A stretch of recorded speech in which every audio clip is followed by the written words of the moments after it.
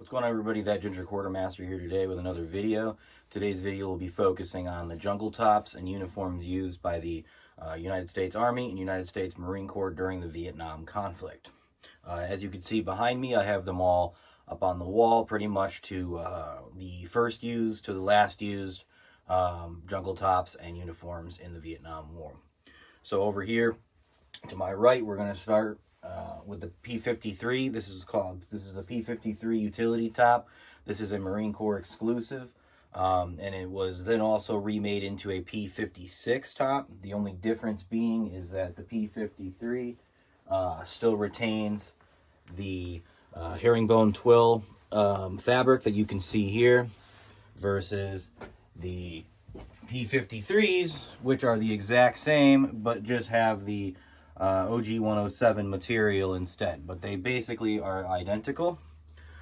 And these were used, obviously, this was first issued in 1953, hence P53, and they were used all the way up until supply ran out, and you see a lot of Marines using them in 64, 65, and even late into 66 until they basically just fell apart.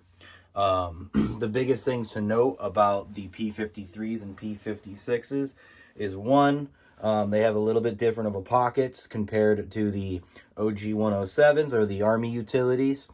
They also have a different buttoning style, with the buttons being hidden, and there's only 3 buttons, okay? And then on the inside of the P53, there is a map pocket, okay, that you can use. I see a lot of guys in pictures, they used to carry cigarettes and such. It's a pretty big pocket. It goes about you can see the length of the pocket here. It's a pretty big pocket. Other than that, the P53 is a great uniform. I enjoy it. It's one of my personal favorites, and the P56 as well. Moving on from there, you have the first pattern OG 107s, or first pattern utilities. These were used alongside the P53s with the Marines as well. You see a lot of Marines and OG 107s or utilities. You also see some second patterns and some third patterns of these as well. Difference being is, I believe the third patterns have covered buttons and covered pockets. I could be mistaken. It's been a minute since I've looked into my other patterns of utilities, because I only wanted a set of first pattern utilities. Moving on from there, this is when the jungle tops, you start seeing jungle tops introduced, and this is in about 1965. You have what is regarded as the first pattern jungle fatigue, and the first pattern jungle fatigue, as you can see here, this is an original example. This one right here is original. It was given me by a veteran. Biggest thing being, it has exposed buttons. It also has a gas flap on the inside, okay? Has epaulets, all right? Not much to say. Same thing on the back. Mine's a little damaged. The veteran told me that he got snagged on his Huey when he was getting off. Besides the point, you also have button tab retentioner, so if you want to tighten it up a little bit, you can do so. And that's pretty much your first pattern. You see these in 1965 and even into 67, all the way up into 67, being used and tested. You see these being used by the Army, Marines, everybody had them. You even see John Wayne. There's a couple of famous pictures of John Wayne wearing a set of them. And then you move on over here. These are regarded as second patterns. Second patterns are a little bit of an improvement, people would say, over the first patterns, being that the first patterns had the exposed buttons. This alleviated that, and you have the flap over the buttons.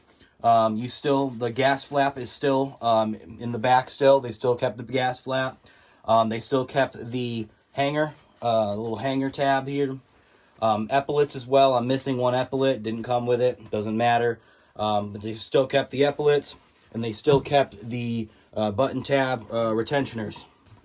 Other than that, not much to say about the second pattern jungle top. Pretty much identical to the first, just a couple of improvements. All right. Last but certainly not least, this here is the third pattern, or the most common type of jungle top you'll see in the Vietnam War. This one has, they removed the epaulets, so there's no longer epaulets. The buttons are covered on the pockets like before. They still have the hanger tab, and they also have double pen holder. Other than that, they also removed no more waist tab retentioners. All of that with the epaulets, the waist tab retentioners. They found that they were getting snagged too much and they would tear and rip, and it was just being more of a pain in the butt than they were worth. So they got rid of them. Now, with that being said, the first pattern, second pattern, and the third pattern here are in what's called a material that is called poplin. Okay? Poplin predates ripstop. Ripstop is what this jungle top that I am wearing is, which you can see has a little bit different of the pattern where you can stick these little squares.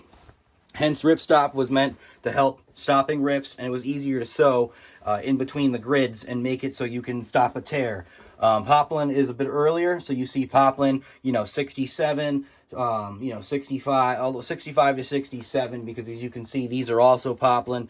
And then in about 67, 68, you start seeing the ripstop coming out and predominantly taking over, just because it was a little bit more durable and the supply had finally caught up.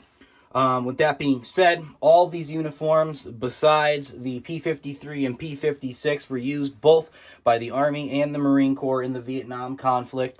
The P53 and P56 were Marine Corps only exclusives, and at that, they were pretty rare to see, just because they were kind of a relic from, the 50s. So with that being said and everything, just do your own research. Make sure you look up your unit. Use your source pictures. And make sure that you can get the right uniform. If you're going for like reenacting, say an event or something, most of the time you can get away with any of these. Moore's Militaria makes probably the best reproductions. I have some issues with their reproductions, but it's not that big of a deal, especially with the rarity and the price of these jungle tops going through the roof. So don't be ashamed of getting a set of Moore's reproductions. You can check out my review that I have up on my page. And yeah, so with that being said, this is just another quick, fast, comprehensive guide to the different jungle tops and the different uniforms used by the Marine Corps and Army during the Vietnam conflict. Of course, we're leaving out ERDL, and we're also leaving out BO Jam or the Hunter Camo, and we're leaving out Tiger Stripe. I just wanted to leave out camouflage for a separate video. I just wanted to be the basic jungle tops and utilities that were used by the Marines and Army in Vietnam. Alright, and as always, please make sure you drop a like, leave a comment. All of that stuff really helps. Please subscribe too. It really helps. It also gives me some motivation to keep doing these videos, because I like seeing that these videos are helping somebody and that it's putting out some knowledge and people are enjoying the content. So with that being said, good day everybody.